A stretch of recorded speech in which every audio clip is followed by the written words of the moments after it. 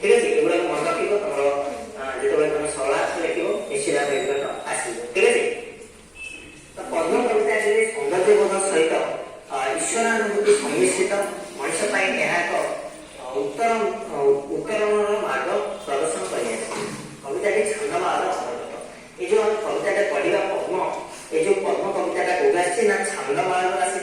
छंदमाल अंतर्भुक्त ये कविताटी कवि मधुसूदन राव कौन कर सौंदर्यबोध सहित ईश्वर अनुभूति कर सम्मिश्रण कर सौंदर्य और ईश्वर अनुभूति को सी मिसेकी ये कविताटी लिखी चलो आम जा कविता को देखने कौन अच्छी तो ये कवि मधुसूदन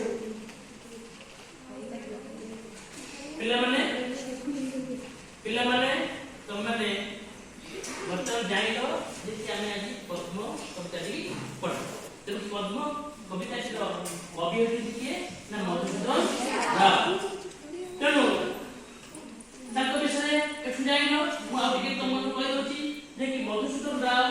जे कि आमे यदि कर्मगत कहि कथा चिंता करिबा बा मने पके छाडुला कथा ताले हमरा कोन हबो का कथा मने पड़ जाए मधुसूदन राव कथा मन पड़ जाए मधुसूदन राव आज हम कविता पढ़िबा से मधुसूदन राव द्वारा रचित जे कि पद्म कविता तो तांको विषय से जे कि 1857 मसीह जन्मग्रहण करते 1952 मसीह मृत्युवरण करते आ तांकर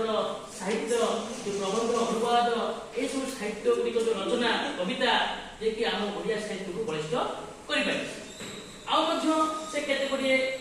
कविता जे कि कवितावली छंदमाला कुसुमांजलि बसंत गाथा प्रबंधमाला वर्णबोध ए सब गुड़िक रचना करी आम ओडिया साहित्य को जे कि ताकरटा अमूल्य दान बन्यामे पहिले अत्युत्तम हो नाही आज हम जो कविता की पढ़िबा को कविता की पद्म से पद्म कविता के कौन अछि कवि ना सौंदर्य बोध सहित ईश्वर अनुभूति ईश्वर के संस्कृत करी ये कविता की रचना से कहि चला तेणु ए जो कविता की जे कि छंदमाल अंतर्गत अटे तो देखो आमे जाई गले जे कि पद्म कविता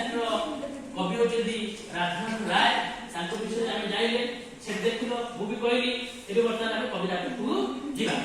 ठीक है यार विद्या को सम्मिश्रण कर सौंदर्य और ईश्वर को अनुभूति को से मिसेकी एक कविता लिखी ताले चलो हम जीवा कविता को देखने कौन अच्छी तो ये कवि मधुसूदन राव कहउछंदी जे कोटिला कन्या निधि रे पद्म तुरी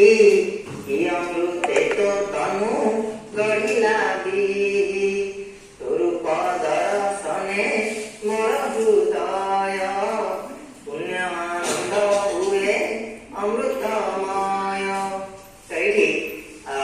बहुत बढ़िया से लिखिछन बहुत सुंदर लिखाई या को एमिति भाबे तमाने पढिबो तो सबुदा तुम पढिबो गोटे कहले तमाने आसे कि तुम भी प्रैक्टिस करबो ठीक है तो देखो हमें यार भावार्थ बुझिबा कोटि लावण्य निधि जोड़ा तुम कहूची तमे नोट डाउन करके रखो लावण्य कहले प्ले सौंदर्य बा सुंदरता हम जाय कहला निधि कहले संपत्ति ठीक अछि ताले लावण्य निधि कहले कोन ना सौंदर्य रूपक संपत्ति त एठी कवि कहउछन प्रथम लाइन कोन रे पद्म तू होची कोन ना कोटि लावण्य निधि माने कोटि सौंदर्य रूपक जो संपत्ति रे तू कोटिपति बोली से कहउछन ठीक अछि कोटि सौंदर्य संपत्ति रे तू कोन खचित बोली कहउछन ताको पद्म कहउछन बोली यम से तो तनु कहिला भी कहले कि भगवान बा हमें कहबा कोन भगवान ही कहबा ठीक अछि भी कहले भगवान तनु कहले कि सत्य अरे की अमृत रे तुम शरीरटा को भगवान गढिछंती जे तू कोन कोटि लावण्य निधि तू कोटि सौंदर्य संपत्ति रे तू अधिकारी बोली एठी पद्म को कहउछंती कवि ठीक अछि रूप दर्शने मोर हृदय तो रूपटा को दर्शन कला परे मोर हृदयटा कोन अछि ना पुण्य आनंदे हुए अमृतमय हे अछि मोर हृदयटा पुण्य आत्मा हे अछि पुण्य रे एते आनंद मते प्राप्ति होछि जे दर्शन करिके तो रूपटा को तुते केमिति गढिछन भगवान की अमृत रे गढिछंती जे तू कोटि लावण्य निधि अर्थात कोटि सौंदर्य को अधिकारी सौंदर्य को संपत्ति रो अधिकारी ठीक अछि सुंदर भाबे की प्रकाश करछन कवि नेक्स्ट कहछि ढळ ढळ सुनील सरसी जळ ढळ ढळ श्यामळ नळिनी दळ ढळ ढळ भास्कर रश्मि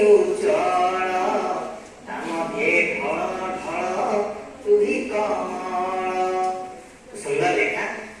बहुत बढ़िया है। तो आम आपको जानवा बुझा गोटे गोटे वार्ड देख ढल ढल कहले कौन तुम केवे पद्मपत्र हो कि सारू पत्र पानी रख भी लगुनि से एपटू सेपटू होता है।